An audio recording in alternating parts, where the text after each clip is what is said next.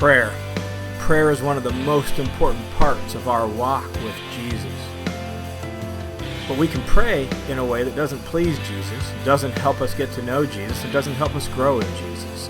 We can pray in a way that actually accomplishes all of that. And in this episode of The Bible in Life, we're going to look at really the essence of prayer and how we can pray in a way that pleases God. Hey, greetings, friends. Welcome to this episode of the Bible in Life podcast. I hope everything is well with you where you are, and regardless of what your circumstances are or your situation is in life, I hope you're experiencing grace and peace from God through Jesus. For me, I've got a busy week this week. I'm actually spending a few days in California where I'm speaking on a Wednesday night. And then I come back from that, and I've got a party at the house on Friday, and then I'm speaking that following Sunday at a church here locally in town where I live. So got a pretty full week this week, and trust in Jesus to guide me through it. If you think of it, on Wednesday of this week, Wednesday the 26th, maybe think of saying a prayer for me as I speak with a church down in California. So let's jump in again to Matthew chapter 6 as we walk our way through the Sermon on the Mount.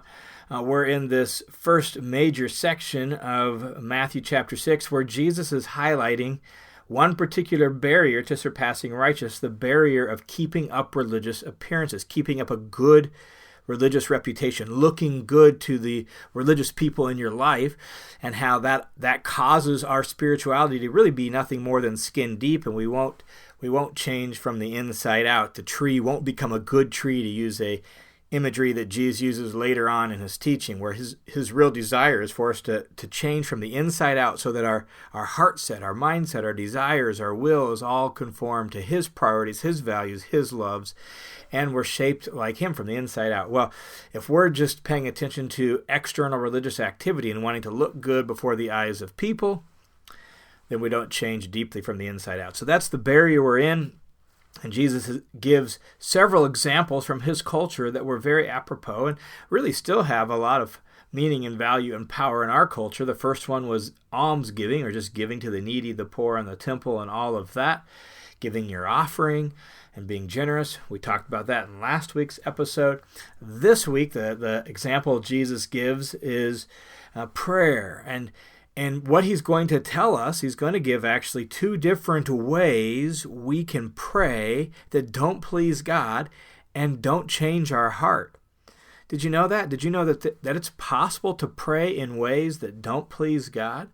It's possible to pray in ways that are not according to the Spirit of Jesus? Well, Jesus notes that for us here in Matthew chapter 6, 5 and following, and he's going to give kind of two scenarios or two ways of praying that are not in keeping with surpassing righteousness, don't produce surpassing righteousness, really aren't in keeping with the way Jesus' kingdom actually operates. And the first way he's going to give comes from the Jewish culture of his day. He says this, "And when you pray, you're not to be like the hypocrites." We talked about the word hypocrites in our last episode, how that word derived from the world of theater for actors who are pretending to be something they were not. In this case, the word hypocrite here now is someone's pretending to be really spiritual and to have this vibrant, active prayer life, and they look like, wow, they really know how to pray, and they're such a religious person, they pray so well, and they have such a great relationship with God, but not really. It's a show. So don't be like the hypocrites when you pray, for, he says, they love to stand and pray in the synagogues. If you're not familiar with the Jewish culture of Jesus' day, and really even continuing on to this day, the synagogue is the name for the building where Jews would gather and meet. And so they love to stand and pray in their synagogues, and which in the villages around Palestine or Israel of Jesus' day, the synagogue was both the religious gathering place for their worship services, which were held on Saturday, the Sabbath, but they were also kind of oftentimes like the city center, like town square, and the kids would go to school there, and you would have local rabbis or religious teachers who sort of were responsible for managing and leading services there and even teaching the kids there. And so it was sort of like the religious and cultural center of their villages. And he says they love to stand and pray there. in the synagogues and on the street corners. We're out there in public where everyone's going to notice them in order to be seen by men. And that's his chief concern in this section. This is an example of that concern of people doing their righteous deeds, in this case, prayer, to be noticed by people and to be honored by them. And so he says, when you pray, don't be like that. Now, just a couple observations. Notice he says, when you pray. Jesus just assumes that his followers are going to pray.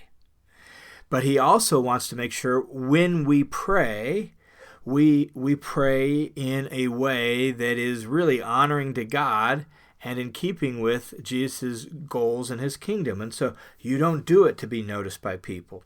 You don't do it to be seen by people. Well, what happens if somebody does notice you? Does that mean we should never pray in public? What about on Sunday mornings when the worship leader or the preacher or maybe someone from the congregation offers a prayer in front of the congregation? Are they somehow doing something wrong? Is it wrong to be seen by people praying? And the answer to that is no. Jesus' concern is the motive, the heart. Are you doing it to be seen by people? Are you doing it for the purpose of being noticed by them? Are you doing it for the purpose of appearing to be super spiritual? Or is your public prayer really an overflow of your private prayer because you really do have a genuine walk with God? Do you do it to be noticed? Do you say certain kinds of words and certain kind of phrases to appear to have this vibrant walk and vibrant relationship with God?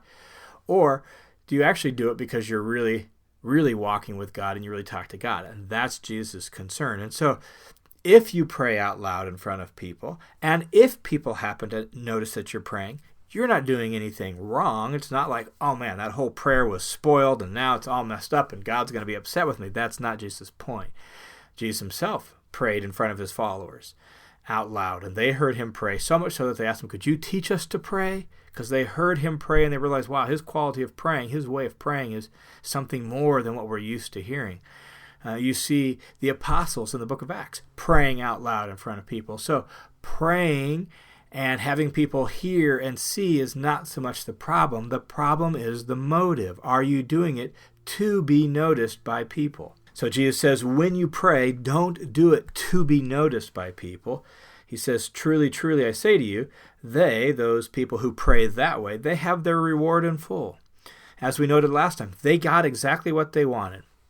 They prayed, people heard, people thought good thoughts about them. Wow, they sure are a good prayer. Wow, they sure are spiritual. Wow, they have quite the relationship with God. And that's the reward they were seeking, and that's the reward they got. They have their reward in full. But Jesus says in verse 6, but you, his follower, you who are being shaped by Jesus and his kingdom, when you pray, again, he just assumes we're going to be people of prayer. When you pray, here's what he says. Go into your inner room, and when you have shut the door, pray to your Father who is in secret, and your Father who sees in secret will repay you. That your prayer is primarily about your relationship with God. Your prayer is primarily about your walk with God. It's primarily about connecting with God. We're not doing it to be noticed by people. We're not doing it for people to think, wow, we're so spiritual and so holy and so righteous. We're actually doing it to connect with God and to implore God and to seek God. And so he says, go into your inner room, someplace in your house that's not necessarily out there in public, and shut the door behind you and pray in secret to your Father. It's between you and God. And your Father will notice that. Your Father will hear that prayer. So, the first kind of praying that doesn't please God is when you pray as a showy display. When you pray to be noticed by people as a showy religious display, and you use all sorts of big, fancy, showy religious words. You want people to think you're such a good prayer and you're so spiritual, but you're really not. That's the first way to pray that doesn't please God and isn't in keeping with Jesus' kingdom. Now, Jesus gives a second way of praying that doesn't please God and isn't in keeping with his kingdom. And this example comes from the pagan world of his day. Not Jews, but Gentiles, and those people who are seeking gods and pray to false gods in the pagan sort of way. So verse 7, he says this, "And when you are praying, do not use meaningless repetition as the Gentiles do." The word Gentile just as everybody who's not a Jew. And so these are non-Jews in their religious activities. They, he says, use meaningless repetitions, lots of words, lots of chants, saying the same thing over and over and over and over and over again in order to try to get the God's attention. He says, when you pray, don't use meaningless repetition as the Gentiles do, where you're whipping yourself into a frenzy, you're just chanting the same phrase, you feel like you got to coerce God to hear what you want to say, and so you say the same thing over and over again. Don't do that. He says, for they suppose that they'll be heard for their many words. They think if they just say it over and over again, they chant the same thing, they use lots of words, they go on, and they just keep going and going. That's how they're going to get God's attention. And so don't pray that way. He says in verse 8, therefore don't be like them. That's not how you're supposed to pray. You don't need to do that. Why? Well, Jesus says, because your Father in heaven, God is your loving Father. Your Father knows what you need before you ask Him. He already knows your needs. He is a good Father who cares about you, so He'll listen. And you don't have to strong-arm Him. You don't have to trick Him. You don't have to coerce Him. You don't have to manipulate Him into doing what you want Him to do. You just have to ask, because He's your Father and He knows your needs. So, the first kind of praying that doesn't please God is when it's a showy display, right? Where we're trying to be seen by people. What this really is it almost is like you look at prayer as like a shallow deal, where you're trying to manipulate God and get God to do something for you, and it's more about this make a deal with God and twist God's arm and go through the right mechanical motions and say the right words. And if you do that, bam, you can convince God to do what you want to do, and it's a very shallow deal with God. What Jesus wants us to do when we pray is actually implied in His solution to both these places, right? In verse 6, the solution was, when you pray, go to your inner room, shut the door, talk to your Father who's in secret, and He'll see you, He'll hear you, He'll notice you. He's your Father, and He loves you. Verse 8, don't be like them. Why? Because your Father knows what you need. Do you hear the repetition of the phrase, your Father, your Father? That's what Jesus is teaching us here is, instead of making your prayers this showy display or this shallow deal where it's all about being noticed, being heard, and trying to twist God's arm, understand who God is.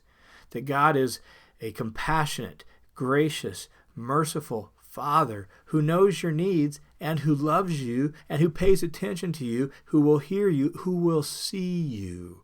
He will take notice of you. That the kind of praying that really pleases God, the kind of praying Jesus Himself did, and the kind of praying He wants to teach us in His kingdom, the kind of praying that actually imparts to us surpassing righteousness, is when we genuinely and honestly relate to God as our Father. Prayer is not about manipulating people into believing we're more spiritual than we are, or manipulating God into doing what we want. Prayer is a means of relating to our Father who's in heaven, who loves us, sees us, and knows our needs. And so what Jesus is calling us to here in this section of the Sermon on the Mount is Jesus is calling us to be a person of prayer through and through, from the inside out. Not just trying to look like it on Sundays or trying to look like it in our small group meetings, but we're a person of prayer through and through who knows we have a good, loving, caring Father, and we relate to Him through prayer. And so really, the essence of prayer is relationship, a loving relationship between you and your Heavenly Father. In fact, a sort of mystical writer from several centuries ago who had some good things to say about prayer, but I really like this particular one. She said this. She said, this way of prayer, this simple relationship to your Lord, is perfectly suited for everyone. It's just as suited for the uneducated and the ignorant as it is for the well-educated. This prayer, this experience which begins so simply, has as its end a total abandoned love to the Lord. Really, to pray, only one thing is required: love. Love. That prayer is primarily about a love for your Heavenly Father and His love for you, and you relate genuinely to Him through prayer. And you open yourself up to Him, you share your needs with Him, you share your life with Him. You're a person of prayer through and through, from the inside out, because God loves you, and in response, you love Him. That's what we're after. And so we pray. We pray regularly, we pray humbly, we pray honestly. We pray to God as a real person, our Father in heaven, a real person who has His own priorities, His own agenda, His own values, a person who's warm, gracious, and friendly, right? We pray to a real person. It's not mechanical. It's not like if we go through the right incantation and say the right words, it's not like putting money in a vending machine and bam, we'll automatically get out of the vending machine what we want. No, we're talking to a real person. And we relate to that person through prayer. So in a real practical way, plan to spend time with your Father through prayer. Personally, I think it's really important to have both planned times of prayer and then unplanned, spontaneous times of prayer. And for me, those planned times of prayer are best done sort of as an interaction where I read a text of Scripture and I pray about what I'm reading, and that way God and I are having a conversation. His Word speaks to me, and then I take what His Word has said and I mull it over and I ponder and I reflect on it, and then I pray it back to Him. And so my reading of Scripture really becomes a kind of prayer experience as God and I talk through Scripture together. And if you want to know more about that, you can actually check out my website. I've got a free little mini course on there. Down on the home page, there's actually a place where you can just sign up. I'll send you a link and you can check out this free little mini course where I talk about the keys to consistency, to reading your Bible and praying consistently. And then I give a model for how to pray through a text of Scripture and really make your reading of Scripture an experience of prayer, because it's more about connecting with God as your Father. So you can check that out on my website, johnwhittaker.net, and you can get more information there. But ultimately, what we're saying is our prayer is primarily about our walk with God. And if people do happen to hear or do happen to see, or there's occasions for us to pray publicly, it should grow out of that, because we're not really concerned with people just thinking we're a prayerful person. We're not really concerned with people thinking we're super spiritual. We really want to be that way, where we're honestly seeking God and we want to know Him, and we're more concerned about His opinion of us than what people think of us. And so we're a person of prayer through and through, not just on Sundays, not just in our Bible studies or our small groups, that we're a person of prayer. Monday, Tuesday, Wednesday, every day we walk with God, we talk with God, and we live a with God life. That's what Jesus wants for us, and that's why it's so important that we don't practice prayer as a showy display or some sort of manipulative, shallow deal where we're trying to get God to do what we want, that we actually connect with our Heavenly Father. All right, once again, thanks for tuning in to The Bible in Life, and as always, if you find this of great value, man, it would mean a lot to me if you just share it with your friends, you'd pass it along, and so that together we can spread this Bible teaching podcast to as many people as we can, so that more and more people can just come to know God and walk with Him through a study of Scripture. So thanks for tuning in. Thanks for listening. God bless you guys, and we'll see you next time on The Bible in Life.